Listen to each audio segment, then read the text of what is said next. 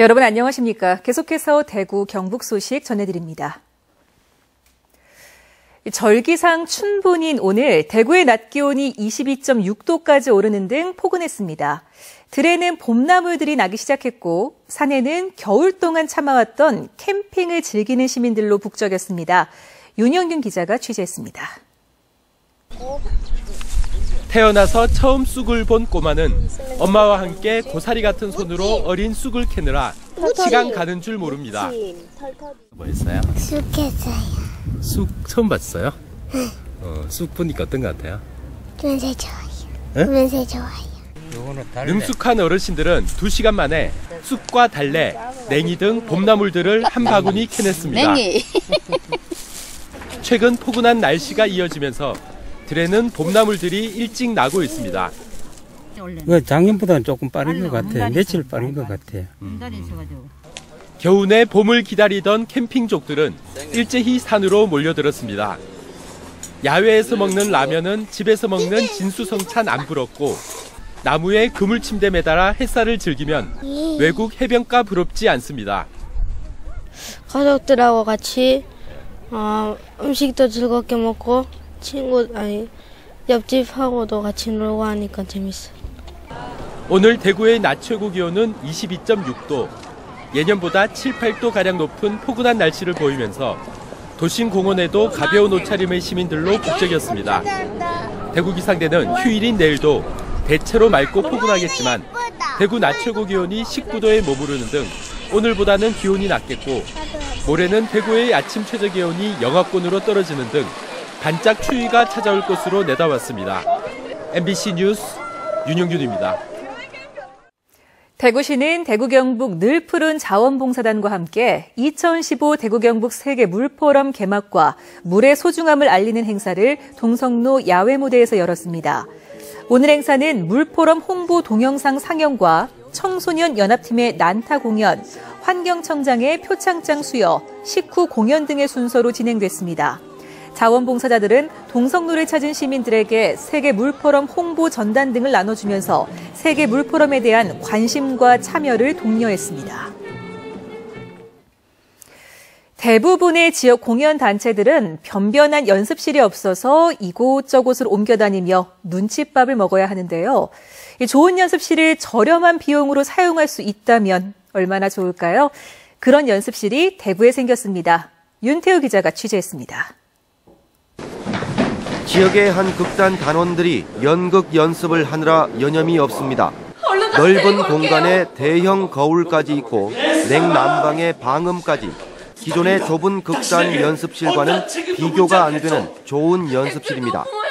대구시 남구 대명동 재단법인 보화원 건물에 들어선 이 연습실은 지난해 대구문화재단이 한국문화예술위원회의 공모 사업을 따내 전액 국비로 지어졌습니다. 크기별로 5개의 연습실을 갖춰 사업에 선정된 나머지 도시들 가운데 규모가 가장 크고 오페라와 뮤지컬 같은 대규모 연습도 가능합니다.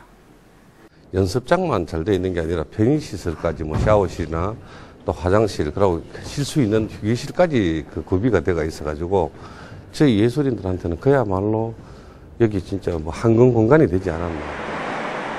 연간 5억 원의 운영비도 국비로 충당하고 문화재단은 임대료만 내면 되기 때문에 하루에 5만 원 미만의 값싼 비용으로 연습실을 이용할 수 있습니다. 재정적 부담이 전혀 없고 또 여기서 대관료로 수익이 일부 발생을 하더라도 그것은 지역 공연단체들 공연 창작 활성화하는데 재투입할 계획으로 있어서 수익으로 목적으로 운영하는 것이 아니기 때문에 벌써부터 지역 공연 예술단체들의 대관 신청이 쇄도하고 있는 가운데 몇 개 단체를 선정해 이달 말부터 시범 운영에 들어가 다음 달 정식 개관할 예정입니다. MBC 뉴스 윤태호입니다. 포항 죽장면의 상옥리 마을이 삼성의 지원을 받아 창조농업 전진기지로 조성됩니다. 사과와 토마토 등 지역 특산물을 중심으로 다양한 부가가치 상품을 개발하는 등 많은 분홍인을 육성할 계획입니다. 박상환 기자가 보도합니다. 한적한 주말 오전 포항의 한 산골 마을. 평소 생소하기만 했던 창조농업을 이해하고 배우려는 마을 주민들로 강연장이 가득합니다. 첨단 정보기술 활용과 정보 이용 능력을 키워 창조 농업을 실현함으로써 농가 소득을 높일 수 있는 방안 등이 제시됐습니다. 지금까지 사과만 생산했으면 그 사과에다가 웃음이라는 걸 집어넣어서 새로운 이야기를 만들어서 더 많은 부가가치를 만들어내고 더 나아가서 이 마을이 그런 웃음의 마을이 됨으로 해서 또 사람들이 오게 하고 또 새로운 가치를 만들어내는 거, 이게 창조농업이라고 생각을 합니다. 친환경 사과와 토마토 재배로 유명한 상옥마을은 단순한 재배에서 벗어나 관광객들이 직접 찾아와 체험할 수 있는 농촌 만들기에 나섰습니다.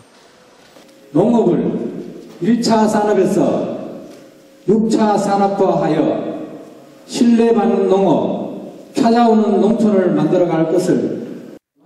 특히 삼성의 아이디어와 노하우를 접목해 상옥마을은 새로운 부가가치를 창출하는 창조농업 전진기지로 조성됩니다. 포항시는 다각적인 행정 지원과 체계적인 교육 등으로 창조농업이 조기에 정착할 수 있도록 할 방침입니다.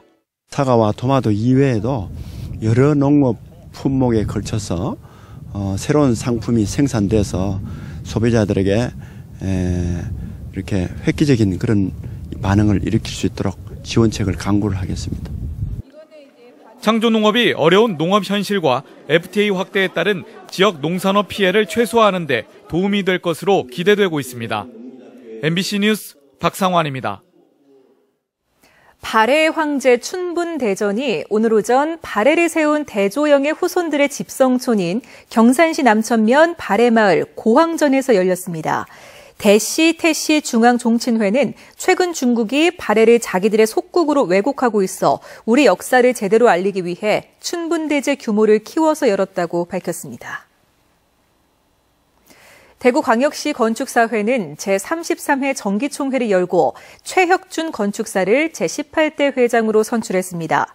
신임 최혁준 회장은 대한건축사협회 정책위원회 부위원장, 대구광역시 건축사회 부회장, 대구건축문화연합 감사 등을 역임했으며 임기는 3년입니다.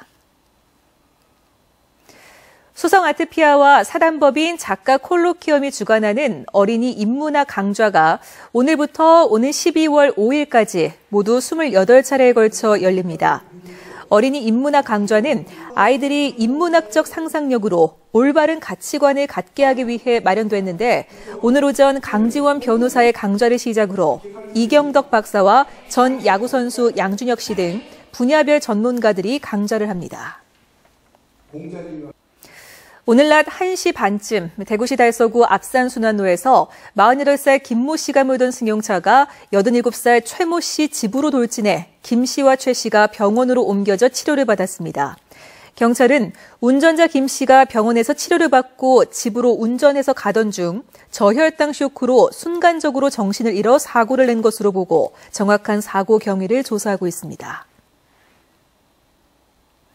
오늘 새벽 1시 반쯤 대구시 북구 읍내동 13층 아파트 5층에서 불이 나 77살 김모 할머니가 숨졌고 남편 76살 오모 할아버지는 위독한 상태입니다. 또 아파트 관리 직원과 위층 주민 등 2명도 연기를 마셔 병원으로 옮겨졌고 주민 20여 명이 대피했습니다. 불은 소방서 추산 1,400만 원의 재산 피해를 내고 15분 만에 꺼졌습니다. 경찰은 불이 주방 쪽에서 난 것으로 보고 정확한 화재 원인을 찾고 있습니다. 문화체육관광부가 공모한 청소년을 위한 평화도서관 조성 사업에 대구시와 대구중구청, 대구 YMCA가 선정됐습니다. 대구 중구 국채보상로 대구 YMCA 100주년 기념회관 4층에 오는 6월에 개관할 청소년 평화도서관에는 노벨 평화상을 받은 인물들에 대한 다양한 도서와 자료 등 3,000여 점이 마련돼 지역 청소년들이 평화와 인권을 공부하는 데 도움을 줄 예정입니다. 경상북도가 올해 공단 근무 환경 개선, 공공시설물 보수, 산업단지 환경 개선을 포함한 지역 맞춤형 일자리 사업을 본격 추진합니다.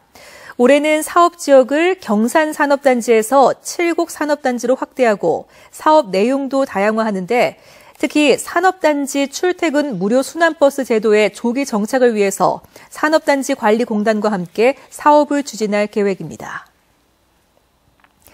대구시가 지난해 대구 시내 주요 도로의 차량 통행 속도를 조사한 결과 승용차는 평균 속도가 시속 33.6km, 시내버스는 19.9km로 나타났습니다.